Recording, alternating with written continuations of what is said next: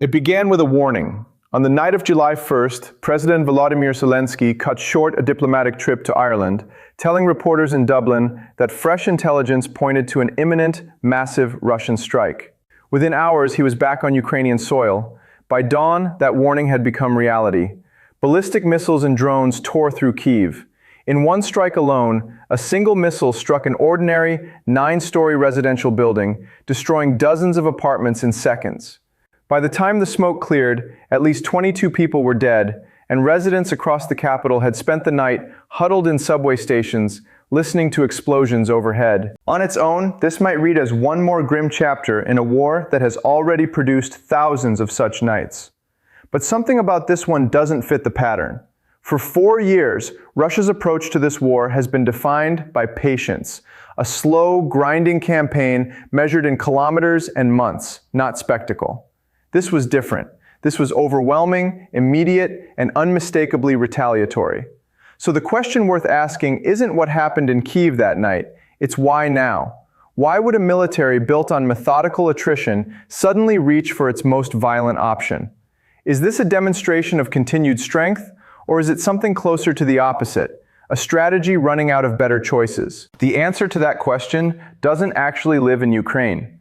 It lives thousands of miles away, inside a Washington policy apparatus that may be far less coordinated than anyone has been willing to admit. And once you see what's really happening there, this single night in Kyiv starts to look less like an act of dominance and more like a warning of its own. That warning apparatus in Washington did not appear overnight. To understand it, look first at what set this retaliatory strike in motion, because Russia did not act in a vacuum. 8 days earlier, on June 25th, Ukrainian President Zelensky had announced something new, a 40-day campaign explicitly framed as an effort to compel Russia to end the war after a year of stalled American-led peace efforts had produced little more than talk. This was not another defensive push. It was a deliberate campaign against the machinery that keeps Russia's war effort running. The numbers tell the story of how aggressively that campaign accelerated. Ukrainian mid-range strikes against Russian logistics rose from 210 in May to 303 in June alone. According to Ukraine's own unmanned systems forces, its drones were striking Russian targets on or behind the front lines roughly once every 52 seconds throughout the month. In a single 48-hour window at the start of July, Ukrainian forces destroyed a dozen electricity substations across southern Crimea, part of a broader effort to make the peninsula unusable for sustained military operations. Meanwhile, on the ground, Russia's much-anticipated summer offensive was quietly collapsing. Across the first half of 2026, Russian forces netted a territorial gain of just 97 square kilometers, a pace that, if sustained, would require roughly 14 years to complete the conquest of the remaining Donetsk region alone. This is where the strike on Kyiv stops looking like an isolated act of aggression and starts looking like a calculated response. Russia's own defense ministry described the barrage as direct retaliation for Ukrainian strikes on its oil sector, strikes that had already caused fuel shortages and mounting domestic pressure on President Putin. That single word, retaliation, is doing far more work than it first appears to. Militaries that are confident in their long-term trajectory rarely feel any need to announce that they are striking back. They simply continue to advance. But if Russia's restraint was cracking under sustained pressure from Kyiv, the more consequential and revealing question is, what was happening at exactly that same moment on a different front inside Washington itself? To understand what was unfolding in Washington, you have to go back to the choice the Trump administration made shortly after returning to office in 2025.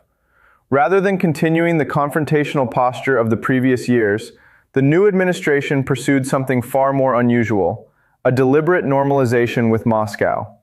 In February 2025, the United States voted alongside Russia at the United Nations against a resolution condemning Russia's own invasion of Ukraine, a striking departure from more than a decade of American policy. Around the same time, Defense Secretary Pete Hegseth ordered the suspension of offensive American cyber operations against Russia. Neither move was accidental. Both reflected a calculated bet that warmer relations with Moscow, extended even amid an ongoing war, might eventually buy Washington leverage to end that war on favorable terms. But diplomacy alone was never the only mechanism holding the US-Russia relationship together. Underneath the politics sat something quieter and, in strategic terms, arguably more important: nuclear arms control. Since 2010, the New START Treaty, signed by President Obama and President Medvedev, had capped both nations at quantities of deployed strategic warheads, launchers, and intercontinental ballistic missiles. It was never a perfect solution to great power rivalry. But for over a decade, it functioned as a guarantee that no matter how contentious relations became elsewhere, both sides operated within known, verifiable limits. That floor gave way on February 5, 2026. Russia had proposed a one-year extension. The Trump administration did not accept it, though officials on both sides continued quietly negotiating whether to informally honor the treaty's underlying limits even without a binding agreement. Whatever the outcome of those private conversations, the formal result was unambiguous. For the first time since the early 1970s, the United States and Russia entered a period with no legally binding ceiling on their strategic nuclear arsenals. Here is the contrast worth sitting with. Washington's diplomatic track was betting that friendliness toward Moscow would eventually produce leverage over Ukraine. Its arms control track, meanwhile, was quietly allowing the last structural constraint on the relationship to lapse at the very moment that relationship still depended on restraint holding on the battlefield. One bet assumed patience would be rewarded. The other removed the very framework that made patience on either side verifiable. Neither of these decisions, on their own, explains the barrage that hit Kyiv in July. But together, they form the backdrop against which that barrage has to be read. Because the story of America's Russia policy was never just about one strategy quietly failing. It was about several strategies running at once, and, as the next months would reveal, not all of them were pulling in the same direction. To understand what restraint has actually meant for Russia throughout this war, it helps to set aside the word's everyday meaning. This was never restraint in the sense of holding back. It was a deliberate strategic posture, a slow, methodical war of attrition, built on the assumption that time favored Moscow, that Western support for Kyiv would eventually fatigue, and that grinding, incremental gains would eventually add up to strategic victory. Patience, in other words, was the strategy itself. That is precisely what makes the scale of the July 2nd barrage so revealing. A military confident in its long-term trajectory does not need to demonstrate anything. It simply continues to advance, quietly, on its own timeline. What we witnessed instead was a shift from patience to urgency, and that shift lines up with a documented cause. Ukraine's campaign against Russian oil infrastructure and logistics had already choked fuel supplies and disrupted military deliveries behind the front lines, stalling the very offensive Moscow needed to sustain its patient approach. When the methodical option stops producing results, militaries reach for the visible option instead. That is not a demonstration of strength, it is a tell. But if Russia's restraint was cracking under pressure, the more consequential story is what was happening on the other side of the relationship at exactly the same moment. Because Washington's response to Russia was never actually one strategy. There were several, running simultaneously, and not all of them were built to work together. The first track was the diplomatic one, already outlined. A calculated bet that normalizing relations with Moscow would eventually translate into leverage over ending the war. But a second, far harder-edged track was unfolding in parallel, largely unnoticed by audiences whose attention stayed fixed on Ukraine. In January 2026, the United States Navy seized a Russian-flagged tanker, the Marinera, in the North Atlantic, accusing it of carrying sanctioned oil bound for Venezuela, Russia, and Iran, in the aftermath of a separate American operation that had just toppled Venezuela's Nicolás Maduro. Moscow's response was sharp. It accused Washington of stoking what it called military political tension, and accused Britain, which had provided operational support, of engaging in outright piracy.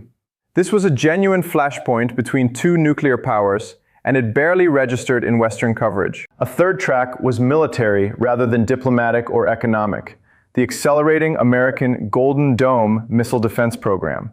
This matters more than it might first appear, because Moscow has long insisted that any future limits on its offensive nuclear forces must be tied to limits on American missile defense.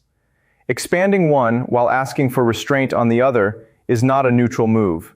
It is, from Moscow's perspective, a precondition working against the very outcome Washington claims to want. And then there is a fourth complication, layered on top of the first three.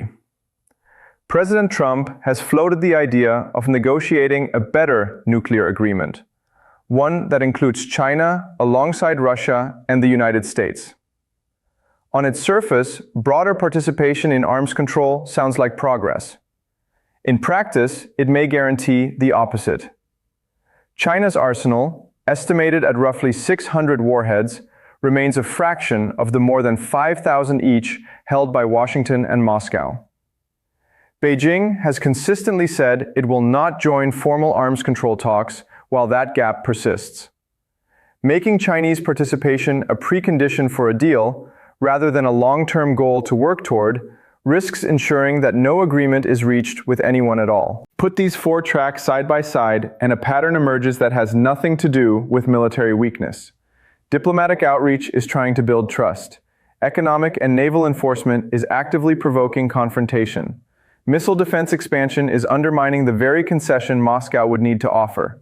And a China precondition is quietly foreclosing the simplest path back to any binding limits at all. None of these tracks is reinforcing the others. If anything, each one is working against the leverage the others are trying to build. This is the hidden weakness the title points to. Not a shortage of American power, but a shortage of American coherence, surfacing at the exact moment Russia's own restraint was visibly beginning to fray.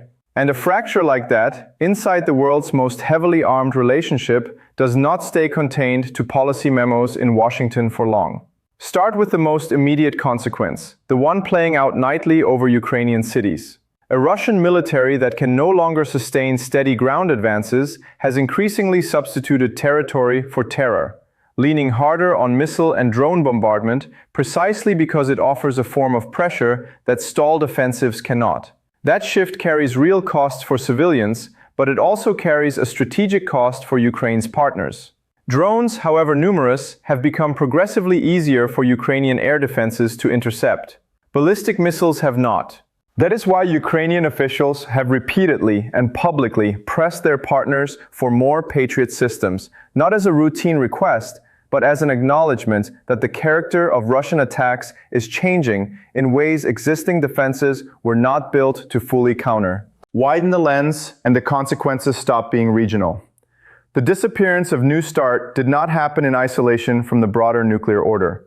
It happened just months before the Spring 2026 Nuclear Non-Proliferation Treaty Review Conference, a gathering where nuclear-armed states are expected to demonstrate progress on disarmament and restraint. Instead, the world's two largest nuclear powers will arrive having just allowed their only binding limit to lapse. Other nuclear states, watching closely, will draw their own conclusions about whether restraint is still the prevailing norm or a relic being quietly abandoned. That is not a symbolic loss. It is a credibility loss for the entire architecture that has kept nuclear competition inside agreed boundaries for over 50 years. There is a domestic dimension to this story as well, one rarely visible from the outside. Ukraine's sustained campaign against Russian oil infrastructure has reportedly begun producing a distinctly unglamorous but telling symptom: fuel queues inside Russia itself. Wars are rarely lost in a single dramatic moment.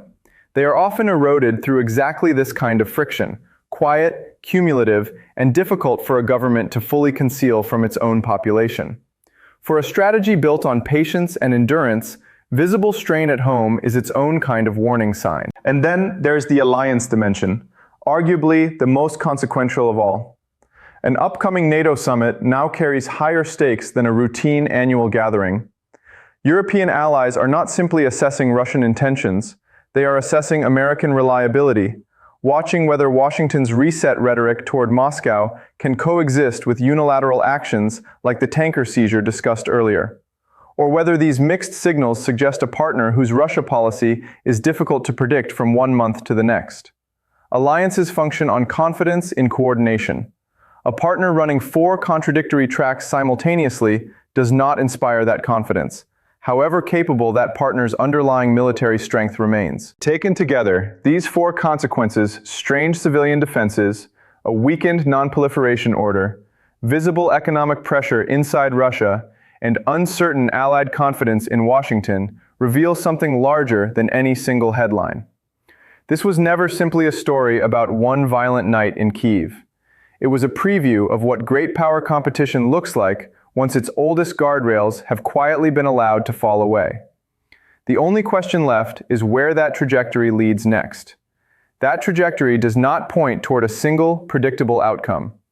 Based on what is already unfolding, rather than speculation about what might happen, four paths forward appear most plausible. The first is fragile, informal stability.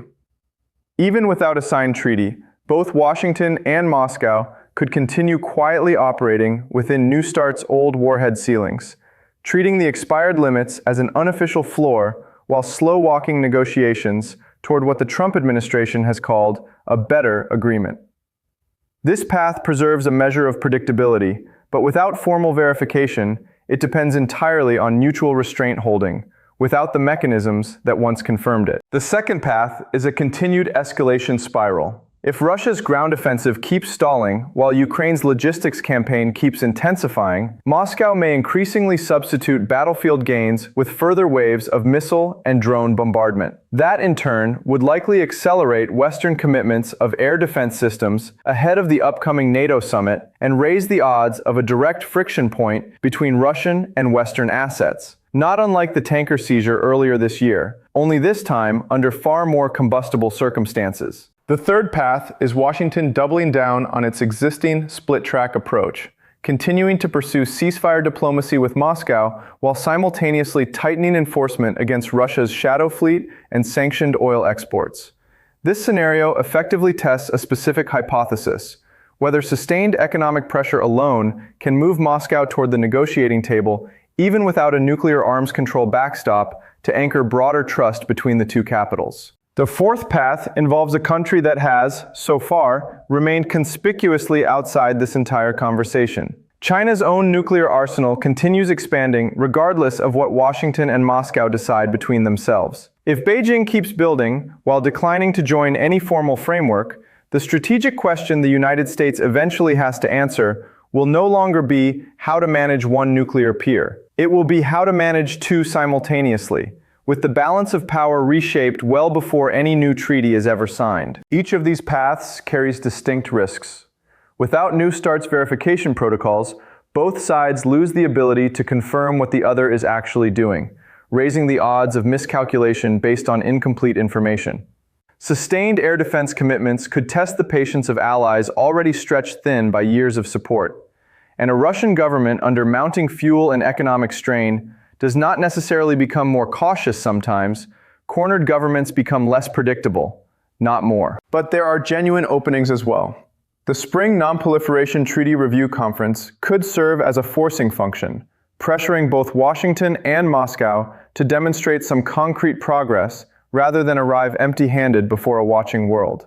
And Ukraine's oil infrastructure campaign has already proven something unexpected: that economic pressure, applied precisely, can shift Russian battlefield behavior in ways that years of sanctions alone had struggled to achieve. That is a form of leverage diplomats may not have fully priced in yet. Whichever of these four paths ultimately unfolds, one conclusion is already difficult to avoid. The deciding factor will not be found in Kyiv or even in Moscow. It will be found in whether Washington finally settles on one coherent strategy toward Russia, or keeps running four contradictory ones at once, and simply waits to see which of them fails first. So return finally to the question this story opened with. Was that barrage over Kyiv a demonstration of Russian strength, or a sign of restraint finally giving way under pressure? The evidence assembled here points firmly toward the latter. A stalled offensive advancing at a pace that would take 14 years to finish its stated objective. Catastrophic and unsustainable attrition. A fuel and logistics campaign visibly squeezing Moscow's own economy. And Russia's own defense ministry chose to frame its most violent night of the war as retaliation rather than advance. Confident militaries do not typically feel the need to explain themselves that way. But the more consequential finding in this story was never really about Russia at all. It is about what this moment revealed on the other side of the relationship. America is not short on power. Its military, its economy, its alliances remain formidable by almost any measure. What it appears to be short on, at this particular moment, is coherence, a single, unified theory of how to manage a fraying rival, rather than four separate tracks quietly working against one another at the exact moment a unified signal was needed most. That leaves a genuine, unresolved question hanging over the months ahead. The Spring Non-Proliferation Treaty Review Conference and the upcoming NATO summit will both, in their own ways, force an answer.